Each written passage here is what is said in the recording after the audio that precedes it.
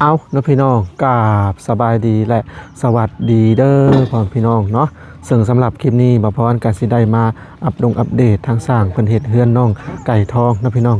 ซึ่งเพิ่นเริ่มเมื่อวานนี่เนาะเป็นมื้อที่2เนาะพี่น้องก็ถือว่าประกอบเสากับคางคือใส่แล้วเนาะและก็มื้อยุกย่อบ้านน้องไก่ทองนี่บ่พรคิดว่าน่าจะเป็นวันพุธเด้อพี่น้องน่าจะเป็นวันพุธเนาะแล้วก็ส่วนไม้นะพี่น้องส่วนไม้ก็กำลังมาเนาะทางสร้างเพิ่นก็ว่าทางสร้างไม้เพิ่นก็บอกว่าประมาณช่วงบ่ายๆเพิ่นจะมาส่งเป็นล็อตที่2นะพี่น้องเรื่องไม้เรื่องหยังถ้าบ่พอก็สิได้สร้างเพิ่มนะพี่น้องแต่บ่พรก็มีภารกิจหนึ่งอีกนะพี่น้องนั่นก็คือนี่แหละสิได้เกาะกระเทิบออกมานี่นะพี่น้องเพราะว่าทางพ่อน้องไก่ทองเพิ่นบอกว่านอนอีกันเนาะแล้วก็ทางพ่อกับแม่เพิ่นเห็นเพิ่นก็เลยส่งเงินมาให้เกาะนี่อีกนะพี่น้องแล้วก็ทางผู้ใหญ่ใจดีอันอีกท่านหนึ่งก็นี่แหละนะพี่น้องผู้เทศเฮือนรักนี่แหละก็ยังตรงกับแป้นนะพี่น้องพังเบิ่งเพิ่นสิมามื้อนี้เนาะค่อยๆเนาะพี่น้องค่อยๆไปถ้าสิเฮ็ดบ่วี่ก็คือสิยากเนาะก็ต้องค่อยเป็นค่อยไปตามสเต็ปซึ่งเมื่อวานนี่ก็ได้ต่อไฟอยู่ฟูนเนาะพี่น้องโฮง4เป็นฟูเนาะหนิ่งทรายมาก็ถือว่ามีไฟก็ถือว่าสะดวกขึ้น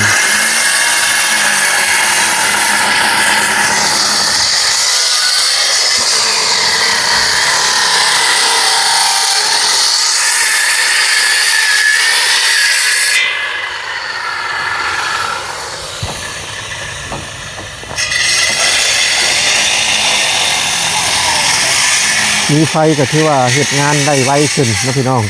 และก็เรื่องกบแต่ไม่แป้นเด้อพี่น้องเพราะว่าตอนแรกแต่ว่าสิบ่มีไฟนั่นแหละกบแต่ไม่แป้นกบแต่แป้นข้างหนึ่งพอได้ปูส่วนไม้เส้นมันยังก็บ่ได้กบนะพี่น้องพอว่ากันตอนแรกก็สร้างแล้วเด้ถ้าว่าเรื่องกบเบิดนี่ก็โยราคามันก็สิสูงอีกนะพี่น้องอันนี้ราคาตอน10 ล้านที่แรกว่าสิบ่ได้ใส่เล็กโบลองมันพี่น้องคิดแล้วก็โอ้ใส่เพื่อความแน่นหนาเนาะเล็กโบลองมื้อวันพุธเด้อพี่น้องคิดว่าสิยอ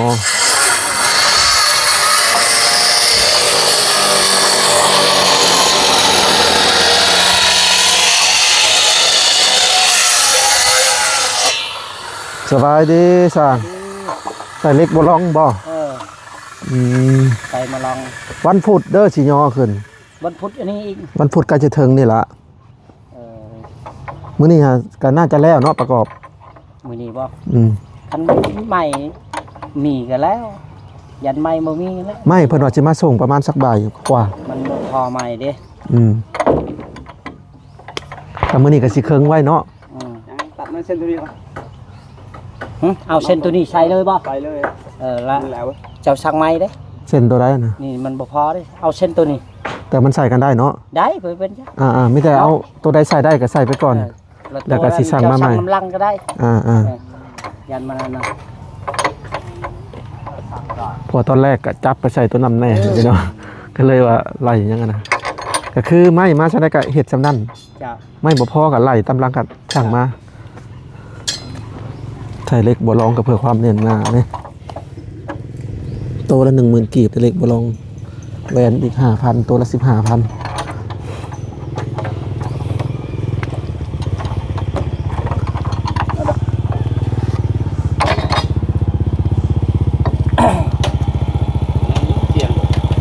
เอาแต่สวนบ่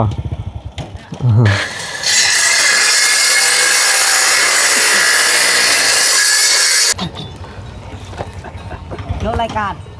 ถือว่ามีไฟนี่ก็ถือว่าไว้กว่าเก่าแต่เป็นจักสตินปาดนี่ก็ซีซ่าอยู่พี่น้องเอ้ยอันนี้ไฟไปกระปาดจวดเลยการดวงสะพาน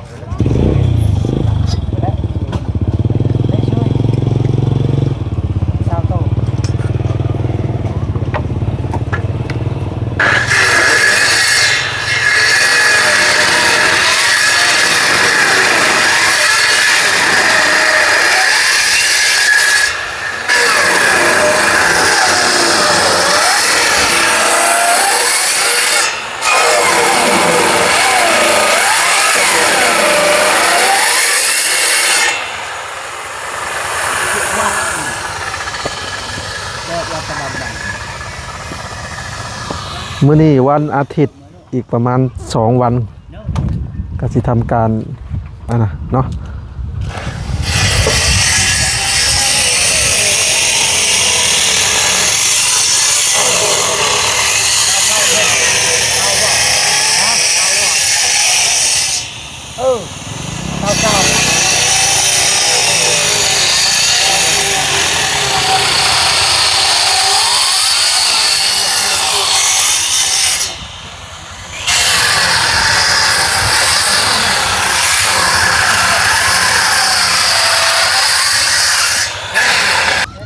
เอาแล้วพี่น้องเดี๋ยวเข้ามาสอบถามทางแม่น้องไก่ทองก่อนสบายดี สบายดีเด้อ เป็นใดๆกินข้าวเช้าแล้ว โดย ได้ยังกิน ใส่กุ้งเมื่อคืนนี้ ไปสอนกุ้งบ่ โดย อืมไปสอนกัดจักคนนะ 3-4 คนออกไป ไปบรรลุกันแล้วเนาะ โดย ก็คือคอยสิมาแจ้งว่าวันพุธเด้อ โดย วันพุธอนาซีได้ยุกย่อขึ้นนะอีกประมาณ2วัน โดย อืมแต่เรื่องอาหารการกินก็สิเอาปลาบ่ โดย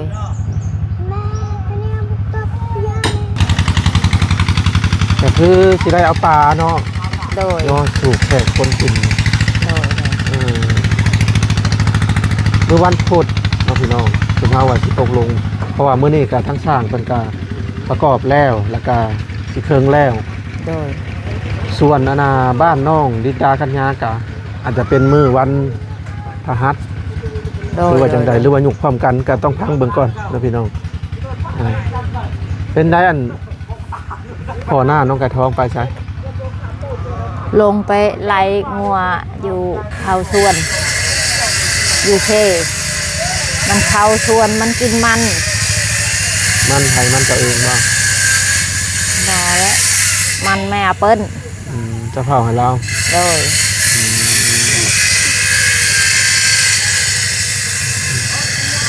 ก็คือก็สิได้เกาะออกคือเก่าเด้อตัวนี้ โดย เพราะว่าทางมื้อนั้นเห็นพ่อน้องไก่ทองเพิ่นว่าจะเกาะออก แต่ทางพ่อกับแม่เพิ่นเห็นว่ามีแต่ว่าสิสั่งไม้มาเพิ่ม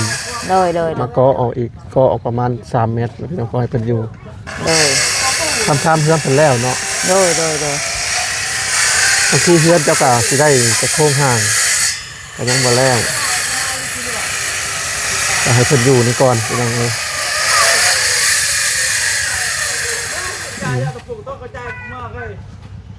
ก็สิได้เกาะเอานี่ก็สิได้ซื้อเสามา3ต้นพี่น้องเอ้ยเป็นเสาความยาวประมาณ3เมตร50พังลง50เซนแล้วก็เกาะกระเทิบออกมานี่แล้วก็เรื่องไม้18ก็สิสั่งมาคือกันพี่น้องสั่งใส่ไม้18จบดีแล้วก็ใส่ผ้ากระตาด โดย แต่ว่าผู้ที่มาเฮ็ดอันช่อยเนี่ยเพิ่นว่างอยู่บ่ล่ะ โดย ไปบอกเพิ่นมาเด้อ โดย ก็สิมีน้ำใจให้เพิ่นอยู่ดอกค่าเพิ่นช่อยค่าเพิ่นเฮ็ดแต่มีแต่แบบนี้นะพี่น้องมีแต่ว่าแล้วสมนี้ก่อนแหละจังสิได้ดำเนินการหรือว่าดำเนินการพร้อมกัน โดย จุดประสงค์ตอนนี้ยังรอก็คือไม้มาซ่าพี่น้องถ้าไม้มาไว้มันก็สิเริ่มเกิน ได้ชำนี้ก็ไว้ก้อนเห็ดให้มันแหละตัวนั้นก็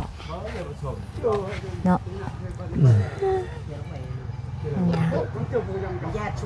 มื้อนี้เพิ่นมาส่งไม้จักสิได้ตัวใดแน่พี่น้องเอ้ย มา เพราะ ส่ง ว่า ให สั่ง ม่ ไป พอ น่ะ ดีเลย ตัวนี้น้ำแล้วก็ต้นนั้นน้ำ โดย เพราะว่าถ้าสิสั่งเป๊ะเนี่ยบ่ได้นะพี่น้องมันก็ต้องแบบขาดเคินด้านนี้ขาดเคินแล้วก็สั่งไปทีหลัง เพราะว่าแถวนี้น่ะบ่มีห้านขายไม้พี่น้องเอ้ยถ้าคือเขตแถวบ้านมาพรนะมีห้านขายไม้เวลาเฮาอยากได้เฮาก็ไปดึงเอาเลยเป็นไม้เก่าสบายอันนี้ต้องรอนั่นนี่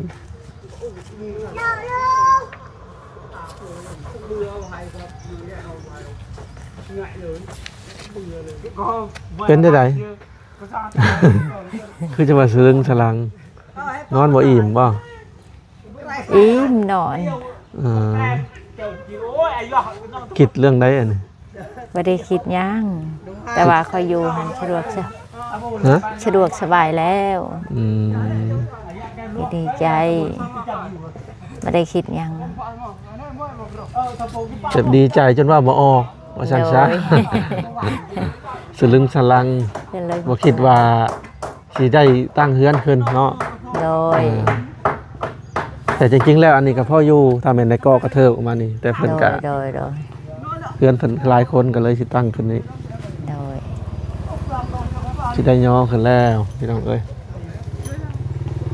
วันพุธก็จะถึงเด้อพี่น้องสิได้ยกย่อขึ้น โดย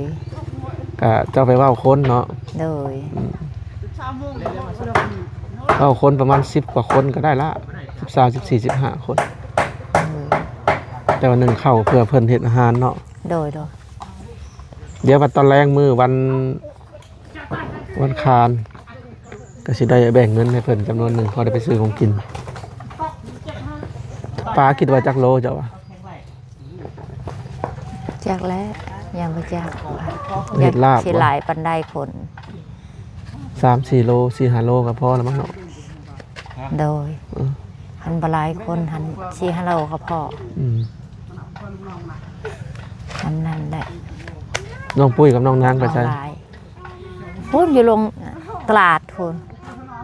ไปบอกเขามาส่งน้ อ๋อน้ำกินเบิดบ่ ำโดย ยังเหลือจักตุก ไม่ได้เหลือหมดเลย เบิดเลย โดย เอาทีละจักตุกเอาเบิ่ง2 4 5ตุกบ่ โดยหาตุก เมื่อวานนี่เพิ่นก็มาเด้อแถวนี้เพิ่นยังบ่มาส่ง ไปเห็นละหมาด ตุกละ 7,000 พี่น้อง เพราะว่ายันช้างเขาเห็ดหันโมมีน้ำกิน อืมตุกละ 7,000 กีบ35,000 กีบนี่อยู่บ่ละเงิน ย่างหาชีพ บ่ได้ซื้อน้ำเนาะ โดย แต่ว่าเครื่องปรุงอาหารก็ยังหลายเนาะพวกสูรสน้ำปรุงน้ำปลาเกลือยังมีเนาะ โดย ปลาดงปลาแดดยังมีพอได้กิน โดยยังมี เป็นได้ชวนพักแล้วแหละ แล่ละ ได้แล้ว โดยอันนี้ชีไปปลูกในนี่อีก ขอน้ำแม่บางนิกนี่ขอนี่ชีปลูกกวาง อีปลูกหมังแตงมักถั่วเนาะ โดย เป็นได้น้ำ ชี นาย เฮ็ด ใช่สะ ให้ ดวก มันเหลือกินนะ อันนั้นแหละเขาอยากได้กว้าง อ๋อ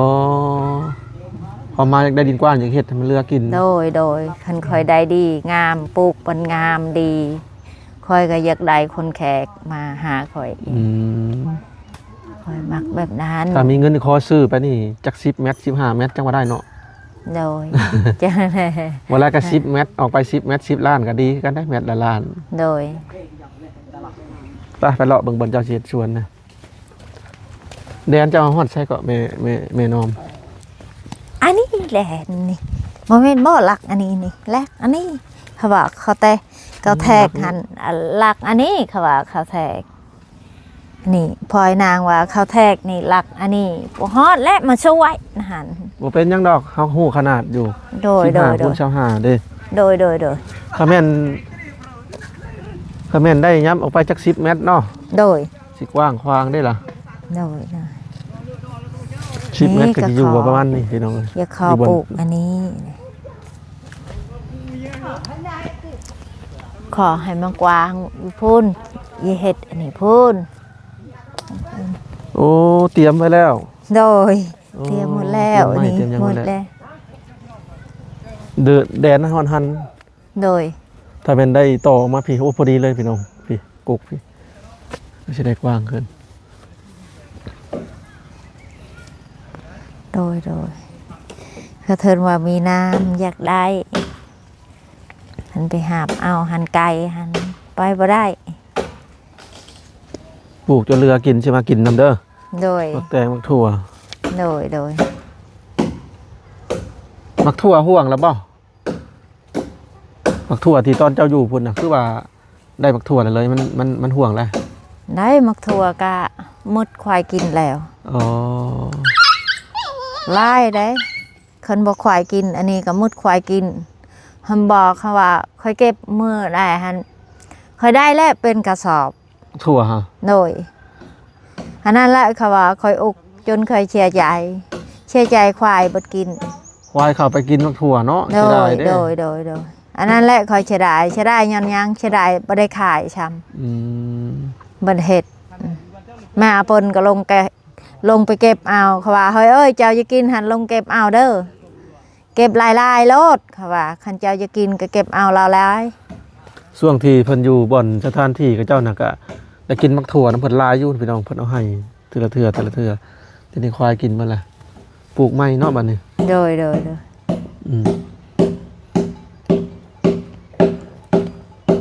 วันพุธพี่น้องเอ้ยสิหยุกยอวันพุธและวันพฤหัสนี่ก็สิเป็นบ้านน้องลินดากันยาโดยเพื่อนจะหยุกขึ้นก่อนป้าขับมาออกเนาะเจ้าเดี๋ยวนี้โดย อึ้งเนาะอึ้งบ่คิดว่าพันว่าสิได้เนาะโดยทั้งพ่อทั้งผัวทั้งลูกก็อึ้งบ่โดยเขาว่าแม่เอ้ยจนจักนาใดว่ามันเป็นไปอยากปากกับอายก็อยากปากคือกันล่ะจักไม่เป็นนาใดคือว่าเป็นปากเลยคันเป็นอันนั้นก็คันมันงามพอแล้วบ่เฉาะยาตัวบ่แป้นน่ะสิเซาะได้ตกลงกันเลยแป้นน่ะสิได้กบบ่อยู่นะกบเครื่องเดียวข้างเดียวแต่พวกชาวผู้ยังบ่กบก็ได้งามแล้วโดยบ่เฮาอยู่นะกบอยู่แม่กบนี่แต่ได้ไผมีน้องเอ้ยเมื่อวานนี่ให้แม่นเพิ่นใช้จักรตินนี่ก็อยากซ่าเนาะโดยไผก็ราคา500,000ก็สมควรอยู่พี่น้อง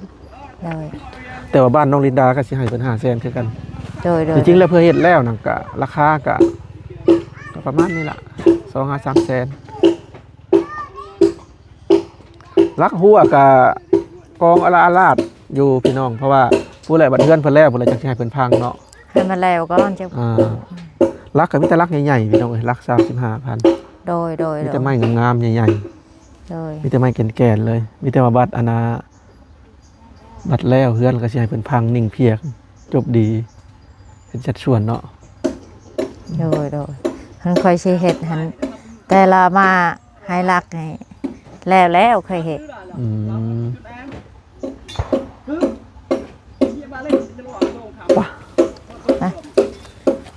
ก็สิตั้งบนนี้เนาะแม่นอมเนาะโดยบทเป็นแปลนนี่เนาะโดยบนนี้แล้วนี่เนาะโดยวางนี้แหละปิ่นหน้าไปพุทธโดยทรงก็เป็นทรงแบบนี้พี่น้องเอ้ยทรงแบบธรรมดาทั่วไปแล้วก็มุงสังกะสี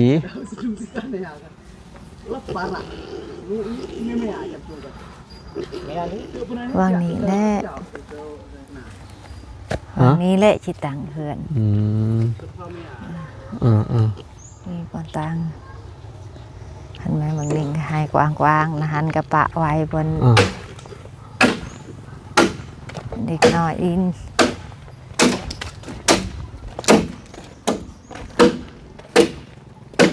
มวยเชียงเอ้ย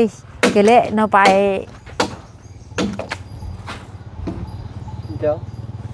ชิ้นอันไหนไรตึกอันนะก็ตาเสมอหนู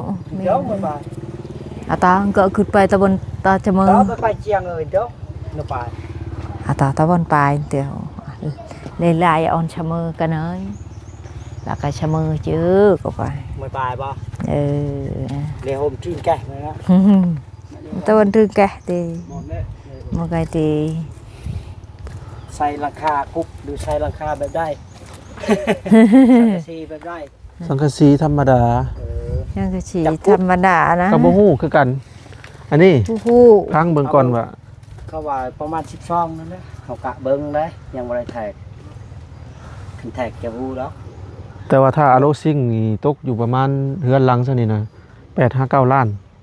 ประมาณนั้นแหละพังเบิ่งก่อนว่าสิใช้สังกะสีบ่หรือว่าอโลซิ่งสังกะสีนี่คือบางแฮงสังกะสีนี่บางแฮงเนาะบางพี่น้องเอ้ยนี่แต่พังเบิ่งก่อนพังเบิ่งว่าอันเงินจะพอบ่แต่เจ้าได้นี่เอาเว้าซื่อเว้นว่าสิเว้าว่าใส่ตัวนั้นตัวนี้เอาก็บ่กล้าเว้าพังเบิ่งก่อนใช้อโลซิ่งสิทนพี่น้องเอ้ยทนแล้วจนว่าเท่าและซุ่ม8-9 ล้านนี่แหละคิดว่าเฮือนหลังจะนี่6x7ประมาณนั้นแหละ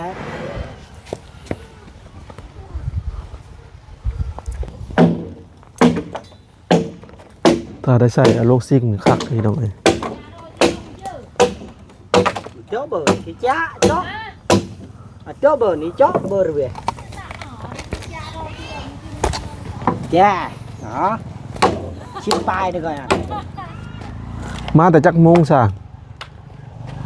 anh điบ่ มาเฮ็ดนี่ มัน7 โมง คือว่าบ้านบ่ไกลเนาะ7 โมง